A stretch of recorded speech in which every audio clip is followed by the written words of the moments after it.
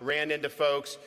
You guys are doing great work, and we compete with you. If you guys do something we haven't done, Renner and these guys, they start working to make sure we're doing it. And I know a lot of you have been able to watch Florida and work with us too. And that's very, very healthy, and that's very, very productive.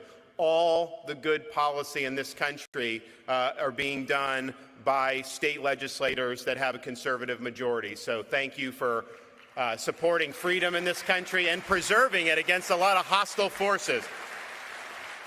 And it's important to acknowledge that, because the fact of the matter is this country is in a state of decline, economic decline, military decline, cultural decline. And if we look at states that are governed by leftist politicians wielding leftist ideology, those states are symptomatic of the larger decline in our country. And I can cite you statistics, but all you have to do is look how people are voting with their feet. Those states that impose those anti-freedom policies are hemorrhaging businesses, hemorrhaging residents, and they're hemorrhaging wealth. We see crime going through the roof in many of the urban centers in these areas, and their education systems have declined dramatically as those policies have taken hold more and more. So this should tell us, compared to a lot of the success we've had in our states, where the debate is about the future of our country. The decline of our country, though, is not inevitable. The decline is a choice. It's a choice we as Americans will be making in the ensuing months and years. I believe that Florida shows the way to reverse our nation's decline, restore sanity to our society, and usher into this country a new birth of freedom. We have, in Florida, shown the way on how to have a strong, robust economy. Our economy is now ranked #1 in the nation by U.S. News and World Report overall. And I know some of you states have some competition there, and there's some other states doing good. We have a large budget surplus, a AAA credit rating. We actually embarked on an accelerated debt repayment program just this year, so we just retired an extra $400 million of state debt early, saving the taxpayers almost $25 million in interest costs. Since I've been governor in 2019, we've retired almost 25% of our total state debt. Don't you wish Washington was doing something like that?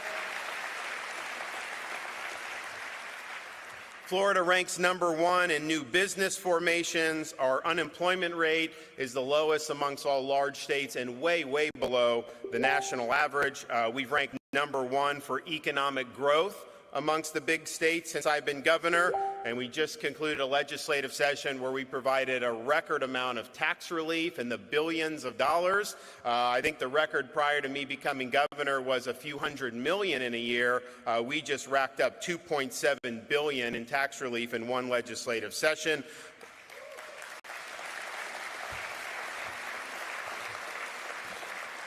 And of course, like some of the states that are here, Florida does not have an income tax. For those of you who do, you should try it our way sometime. I think you'll like it.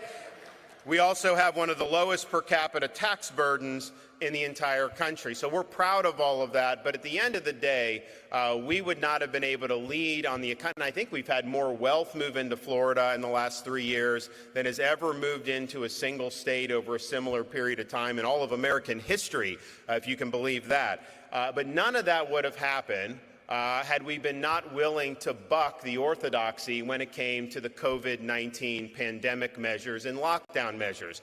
And those were things that were being preached upon from on high by people like Dr. Fauci, and they said it was going to be 15 days, but in reality, they wanted to go on in perpetuity, a relative perpetuity.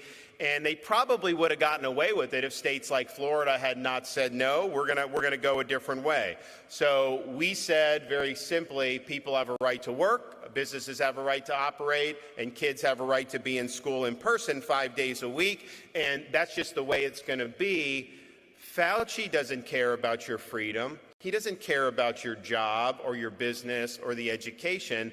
And so you needed people in elected office to stand up for people when nobody else was willing to do it. And at the end of the day, the reason why we were able to do well is because when it wasn't easy to stand against the grain, when we were taking a lot of incoming, people think like I'm taking incoming now. I was taking way more incoming in 2020, let me tell you, with COVID.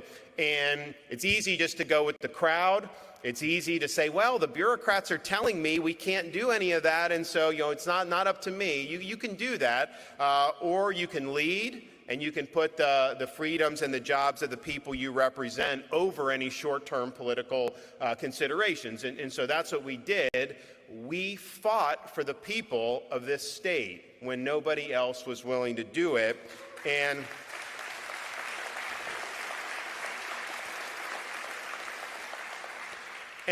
And what shows in the election, so Florida had been a competitive state for a long time. I won by a narrow margin. My predecessor had won by a narrow margin. The presidentials had typically been one-point races. And we were able to win in 2022 in a year that was not a red wave nationally. We were able to win by almost 20 points, 1.5 million vote margin, which was historic for a Republican in the state of Florida. What it shows you is if people see that you're willing to fight for them, if they see that you're willing to take arrows for them, they will come out and support you. They will be willing to crawl over hot coals barefoot to be able to support you. They just want to know that you're willing to fight for them. And that's what we did in Florida. We need that nationally, because if you look at what's going on in our economy nationally, we have a lot of problems, many of which are government-induced problems.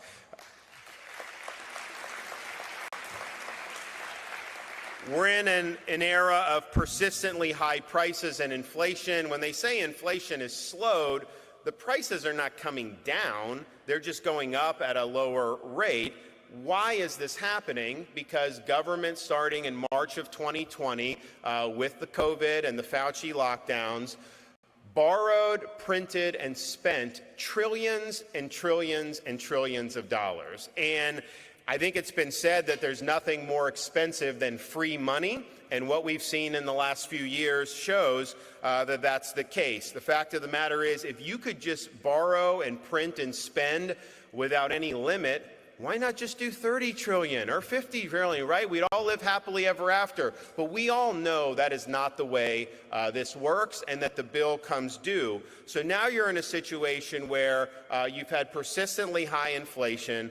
We have very tepid economic growth, may even end up being negative very, very soon. Interest rates are high, which makes it difficult for people to be able to afford to purchase a home. If you purchased a home 4 years ago compared to now, between the increase in home prices and the interest rates, you're paying at least double in monthly mortgage payments than what you would have done even 4 or 5 years ago. We see cars are more expensive. And so for people that are just working, doing the right thing, this has got to be one of the worst economies they've had in their lifetime. And it's your government that helped bring that into effect. And the Federal Reserve has been a huge part of the problem on this. One, just having perpetual quantitative easing, which is something that benefits people with a lot of assets. And you see asset inflation. It has not produced results for people who are working and middle class. Their job at the Fed should simply be to maintain stable prices, not to be an economic central planner, not to worry about social issues or climate change or any of that stuff. And so they've dropped the ball first by printing too much, but then also trying to act like the inflation was transitory when it was obvious that this was something that was going to be an issue. I mean, Milton Friedman said when you start going on spending and borrowing binges, you're going to get inflation 18 to 20 months later, and that's exactly what happened, and the Fed acted like that no longer applied. So they've been a big problem with this. Another big problem has been our monstrous bureaucracy in Washington, D.C. that stifles innovation, that is actually probably helpful for a lot of the biggest companies because they get a competitive advantage over smaller competitors. But for small and medium-sized businesses, they get whacked every single day. And it's bad enough the policies that they're doing. These policies are not policies oftentimes even enacted by the elected representatives of the people. They're done through nameless, faceless bureaucrats issuing rules about what kind of energy you can use, what kind of car you can drive, whether you can even use a gas stove in the future. Florida, in our legislative session, we made gas stoves tax-free, so you can see where we stand on that.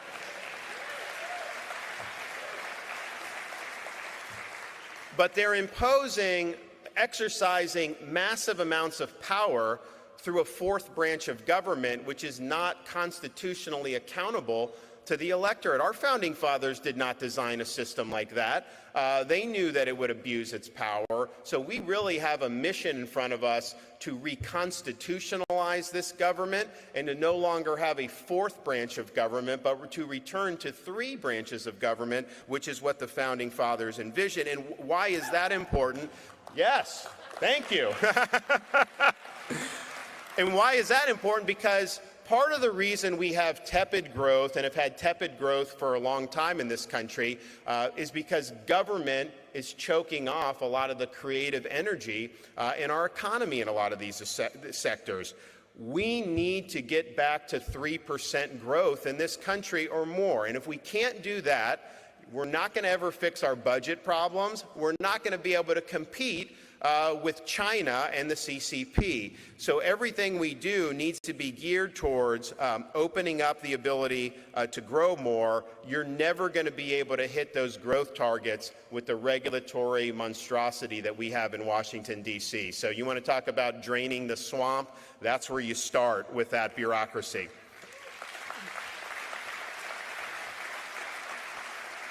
We also have an administration that is just so out to lunch on, okay, we have competitors in this world like China, you have countries like Russia.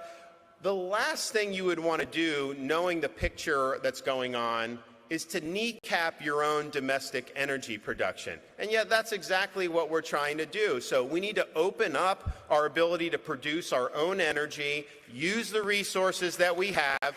It's good for families because they'll have cheaper energy. It's good for businesses because that impacts everything they do in terms of their costs. It's good for our industrial base. Let's permit more pipelines. Let's do all this stuff. That'd be really good. And it is good for our national security. You want to control your own destiny when it comes to energy. And China is oil poor. It's a competitive advantage for us. When you're trying to force people into electric vehicles, first of all, that's not the proper role of government to do that. If you want that, you can buy it. A lot of people don't. So don't do that stuff. But when you're doing that, you're giving China a competitive advantage, because where does most of the stuff come from that goes into creating these parts? It mostly comes from China. So you're giving them an advantage on a silver platter, and it makes absolutely no sense. So that is something very easy that we can be doing that'll have a huge impact on the daily lives of Americans and a positive impact on our economy. We also need to understand that what the Biden administration's doing and other states are doing to try to politicize our economy is a dead end. Things like ESG, environment, social governance, all that is a pretext for them to be able to use the economy to advance their political agenda. And that could be anything, at any different time. It is a violation for a public company's fiduciary duties to depart from doing what's the best business decision to indulging in some of this social activism. It's not good for shareholders, and it's not good ultimately for the economy. You can't have companies taking positions on all these different issues. If that's the expectation, we are not going to perform optimally the way we would want to. So ultimately, ESG is about more control over the economy. These are corporations that are effectively doing the bidding of a lot of ruling elites in government, and they're doing through the economy what they could never achieve at the ballot box, and that's a problem for constitutional accountability. So in Florida, we have kneecapped ESG in this state. It is not allowed in our pension system. We don't have social credit scores. You know, they want your credit worthiness is going to in part depend on whether you bend the knee for the latest political fad. That is totally unacceptable. We also protected Floridians against things like ideological debanking, which you have seen, particularly from some of the big Wall Street banks. So it's not good for our society, it's not good for our economy, and it's ultimately not good for human freedom. And that goes for other measures that the federal government is thinking about doing to exert more control over our economic activity. And one of the things we have done in Florida is we recognize the danger posed to the proposed central bank digital currency that they're talking about doing in D.C. CBDC is not in our best interest. It is not good for your privacy. It is not good for your economic freedom. They say, well, we're just thinking about doing it. Maybe we do it without Congress acting, which they don't have authority to do. In Florida, we said, we're not doing CBDC here, so we signed legislation protecting people from that. I don't know if they're going to try to do it unilaterally under Biden. I don't think Congress would likely enact it. But why is this not a good thing? What they want to do, they want to go to a cashless society. They want to eliminate cryptocurrency, and they want this to be the sole way that you can buy things. They're going to use that power to impose something like a social credit system. You know that's what they do. You have these people at the World Economic Forum, like, you know, sitting there like grinning, like, oh, if they want to buy fuel or ammunition, we'll be able to put the... That's their vision. They want to be able to circumscribe your behavior to make it conform with their ideological objectives. And so CBDC needs to be DOA in the United States of America.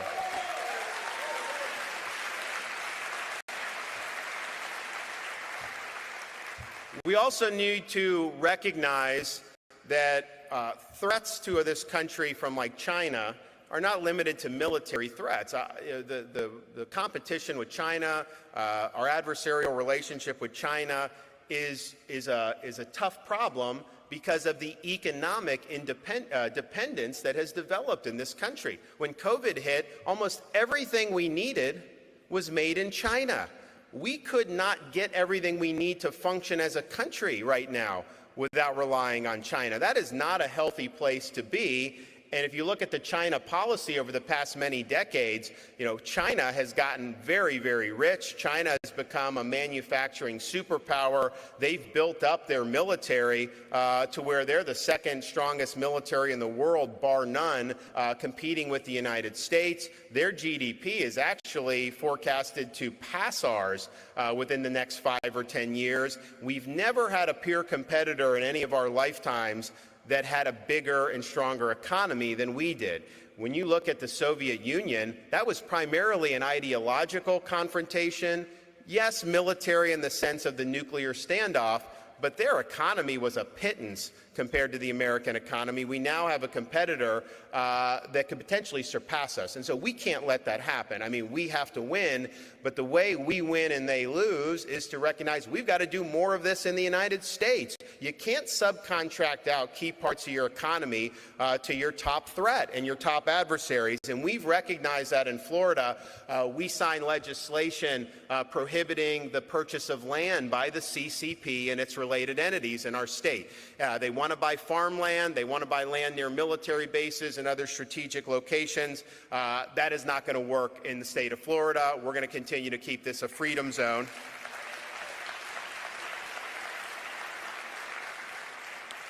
But ultimately, when you're looking with the economy, the question is less about dollars and cents. I mean, that does matter, but it's really about what kind of society do we want to have.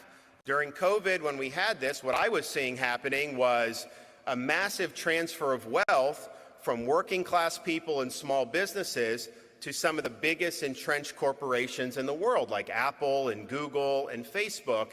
And that was as a result of these lockdowns. That was not the type of society I thought was best for our country. And so in Florida, we were protecting people who were working in hospitality, who were working in construction, who were working in jobs where you actually had to show up and you couldn't do it in your pajamas on Zoom. So that was important, and then that's created more growth here, and it's created more opportunities for average people. So we're proud of what we've done in Florida. We need to get the federal government in line because it is failing this country when it comes to the economy. We've also led on the issue of education, and I know a lot of you in your states are working hard on this. We all probably are more attuned today than maybe many conservatives were 10 years ago on just how important it is to get the education issue right. Not that people weren't concerned about it, because they were, but we've seen such an attempt to use the schools as tools of indoctrination and all kinds of other things that we know we're not going to be successful as a country if we go down that road. So in Florida, we're proud to have been ranked #1 in the nation in education by U.S. News and World Report. When we had the first post-COVID NAEP scores, Nation's Report Card, Florida ranked #3 and 4 respectively in 4th grade reading and 4th grade math. I can tell you that wasn't true as a kid when I was growing up in Florida, so we've done a lot better than we did a generation ago. And it helped that we actually had kids in school during COVID, unlike some of these other states which kept them out for a year or more. Part of the reason we've been able to increase test scores is because we have the most school choice of any state in the country. And we've expanded it in this legislative session where we now have universal ESAs. But what's happened is parents now have options. They can go to a private school. We have 363,000 students in charter schools, which are public but not controlled by the school district and hence usually not influenced by the education unions. And then you have the 67 counties that all have their separate school district. And what's happened with the school districts is they want these students too. So they've actually embraced choice within their own districts. So if you're in South Florida, like Miami-Dade, you can go to charter, to private, and probably a handful of public schools within your school district. 75% of the kids aren't even going to the school that they're zoned for anymore because you have so much choice. Because you have that, it's created healthy competition, and our test scores, where they used to be in the bottom 10, 15 states 25, 30 years ago, we now are in the top. And if you say 3 and 4 for the 4th grade reading, 4th grade math, if you control for demographics, we'd be #1 with that. If you looked at just our charter school population, which is disproportionately low income and minority, if that was a separate state, just our charter students, that would be one of the top performing states in the United States as well. So this works. We've proven that it works, and it's something that I know other states are emulating, and we would certainly encourage you to do that. We've also stood very strong for the rights of parents to direct the education and upbringing of their kids. It's sad. It's sad that we're even having this debate, and this is personal for me and my wife because we've got a 6, a 5, and a 3-year-old at home, but we want parents involved in their kids' education. The only reason you wouldn't want the parents involved is because you worry that the parent would represent an impediment to you imposing your agenda on somebody else's kids. When Biden says they're not your kids, they're all of our kids, that's what he means. Now, he's not talking about visiting his granddaughter in Arkansas or even acknowledging she exists, but never mind that, right? So they're not all of our kids. They're your kids. And schools and our school system doesn't exist to supersede the rights of parents. They exist to support the community, to support this important mission. And so we've embraced that in the state of Florida. We've listened to parents on things like eliminating Common Core, which we did early in my administration. We've also recognized the importance of recruiting and retaining good teachers. So we've put billions of dollars in increase for teacher salaries since I've been governor, but we said it can only go to teachers, not to bureaucrats and not to unions. And we actually did paycheck protection for teachers in Florida, so the education unions can't do automatic union dues deduction from their paycheck.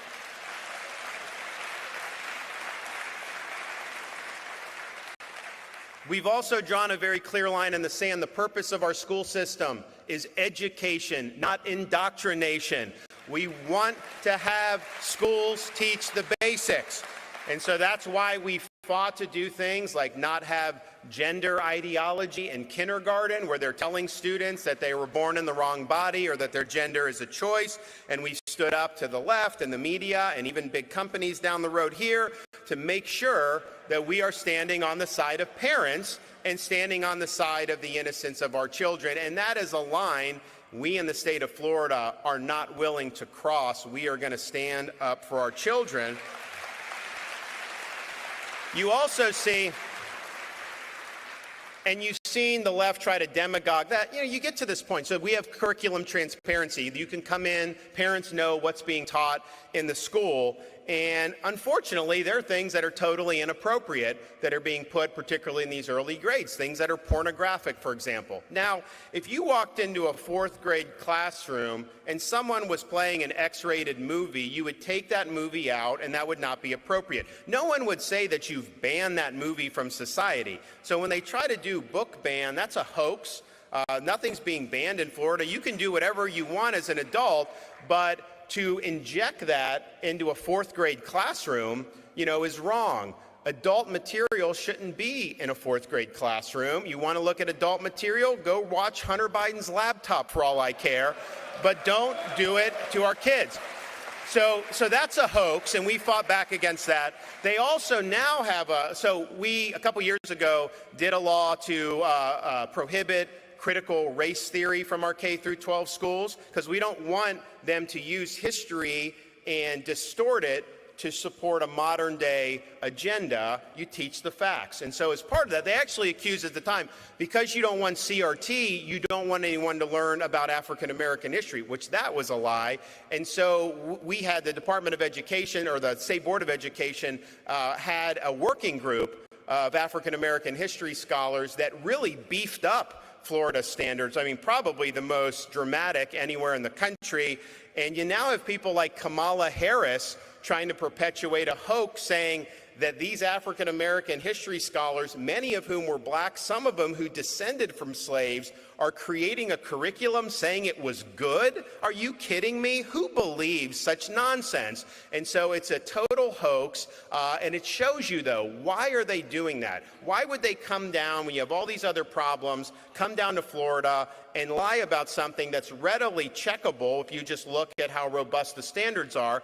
And it's because they know in Florida we are contesting their right to use the schools to advance their agenda. We are teaching the honest history, good, bad, and ugly, teaching all the injustices with respect to slavery and a whole bunch of other things that happen.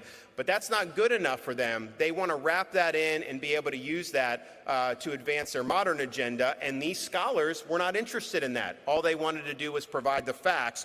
And so I'm glad that their lies have been exposed by people like Kamala Harris. And we're going to continue to stand up against phony media narratives when it comes to education.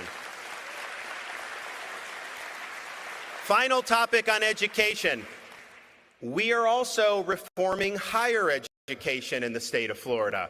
At the end of the day, our public university systems exist to serve the people of our respective states. They are supported by taxpayers. They don't have the right to just do whatever they want, regardless of whether it's benefiting the people who are funding them. You need universities to fulfill the traditional mission of a university, the pursuit of truth, academic rigor, preparing our students to be citizens of our republic. They are not meant to indoctrinate students in political ideology. That is not a good use of taxpayer funds. So we've laid down the marker on that. We've also now have in Florida, all tenured professors must undergo review every 5 years and can be let go for poor performance.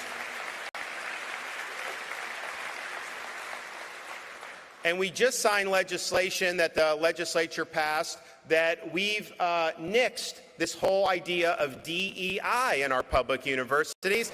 I don't know that it's constitutional after the Supreme Court's decision with respect to racial discrimination in admissions, but it is discriminatory. It's ideological. And DEI, we say, it stands for discrimination, exclusion, and indoctrination, and that has no place in our public universities. So we've stood up for that. And guess what's happened as we've done it? We've seen a flood of applications coming.